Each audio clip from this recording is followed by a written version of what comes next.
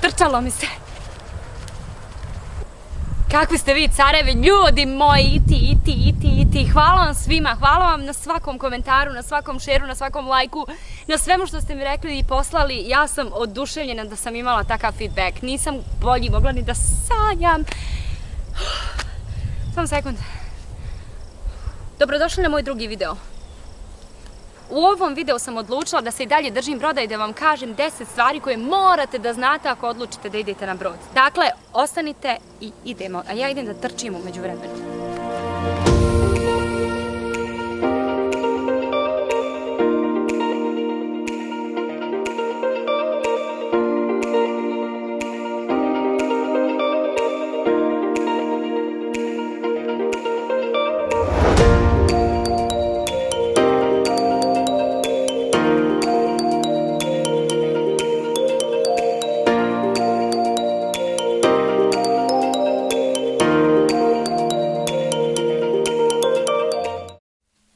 Hello, it's me.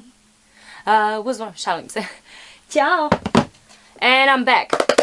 Što se tiče tema, odlučila sam i dalje da ostanem vezano za brod, s obzirom da ste mi slali poruke i pitali sve vezano za isti, a i moj prvi video je isključivo bio o mom odlasku na brod, tako da u ovom videu ću da vam kažem 10 stvari koje morate da znate prije nego što odete na brod.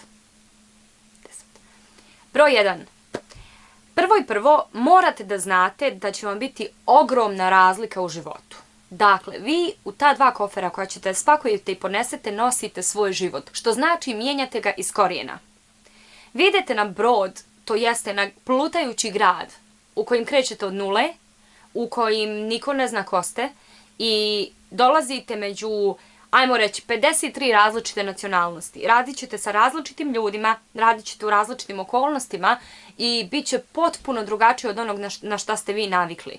Tako da broj 1, pripremite se da vam se život mijenja iz korijenja. Broj 2, upoznajte što više ljudi možete. Dakle, radit ćete non stop, što sam već pominjala i prije, ali u brodu, to jest na svakom brodu imate crew bar, što znači to je bar za uposlene. Mene lično što se tiče, ja sam volila tamo da idem jer je jedino mjesto gdje ti možeš nakon cijelog dana koji si proveo na radnom mjestu da se onako ispušeš, upoznaš nove ljude, socijalizuješ, pričaš i tako to. Da ja se caklim. Žensko.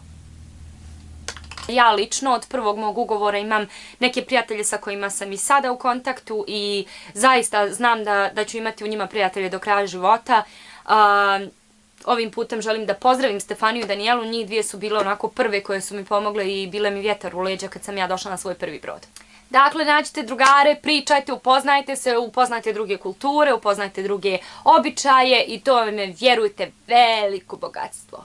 Broj 3. Kao što već znate, spominjala sam milion puta, rad, red, disciplina ili red, rad, disciplina ili disciplina, rad, red. Naravno da imate i pauze, imate i nekoliko sati odmora, zavisi u kojem dijelu svijeta ste, zavisi i do menadžmenta, zavisi, milion stvari zavisi, no međutim, nemojte misliti da je nešto lagano i da tu nećete raditi, da ćete se samo provoditi, ne. Lično mene što se tiče, opet, naravno sve mene što se tiče, lično moje iskustvo je bilo da sam zaista radila non stop, no međutim, isplati se. Broj 4. Idite u svaki port gdje dođete. Ako imate vremena, nije bitno da li je sat, 2, 3, idite napolje, jer ćete se pokajati ako ne odete u neka mjesta. Ja se izvinjavam. Jao, kako sam neprofesionalna, bože sačuvam. Idite napolje. U bilo koji port da dođete, iskoristite priliku. Ako imate pola sata, moj vam je savjet, idite vani, vidite što više, obiđite što više, upoznajte kulturu, upoznajte ljude tu, jer u nekim portovima zaista ćete se pokajati ako niste izašli i vidjeli.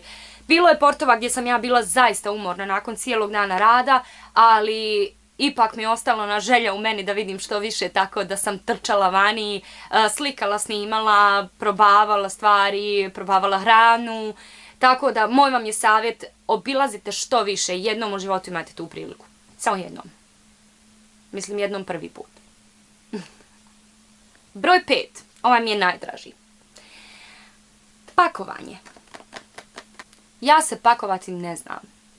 Sve žene će me razumjeti da mi pakujemo od češlja do gaća, ali što se tiče broda, na mom prvom brodu ja sam čak spakovala šampon. Dakle, kao da me neko poslao na pusto ostrvo gdje neću da imam apsolutno ništa. Ne. Nemojte pakovati puno stvari. Naravno, znaćete gdje idete sa brodom prije nego što odete na isti, tako da po tom pitanju ćete znati kakvu odjeću da nosite. Dakle, ne nosite puno odjeće jer ćete na kraju krajeva i kupiti. Broj 2. Što se tiče lične higijene, sve možete da kupite na brodu, tako da nemojte nositi sapune, šampone, deterđente, kaladonte i slično što sam ja pakovala, bože sačuvaj. I broj 3, šta je bio broj 3? Ponesite fen. Fen će da vam treba. Broj 6. Fresh meat, ili ti ga svježe meso. Vi dolazite na brod gdje je krug uposlenih mali, ajmo reći mali, kažem 1000 ljudi. Nebitno. Krug ljudi koji dolaze u bar nekako se sužava i poprilično svako zna svakog, ako ništa znate ga iz viđenja.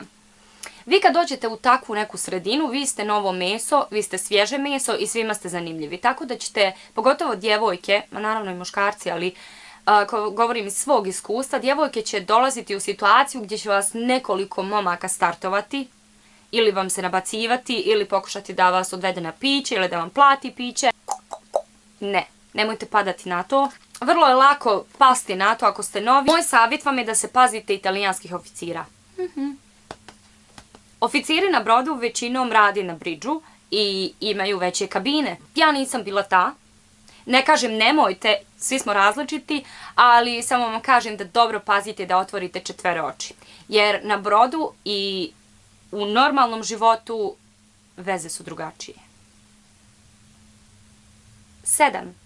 Ako ste vi jedni od onih koji se probude na alarm i onda pritisnu snooze button narednih 10 minuta, ne idite na brod. Nema potrebe. Od 7 ujutro ako radite, mora biti tačno u 7. Ne minut prije, ne minut poslije. Svi vi koji pritišete snooze button, nije vam mjesto na brodu jer ćete nadrljati 1000 puta. Meni se desilo 2 puta da sam nadrljala, 3. put nije.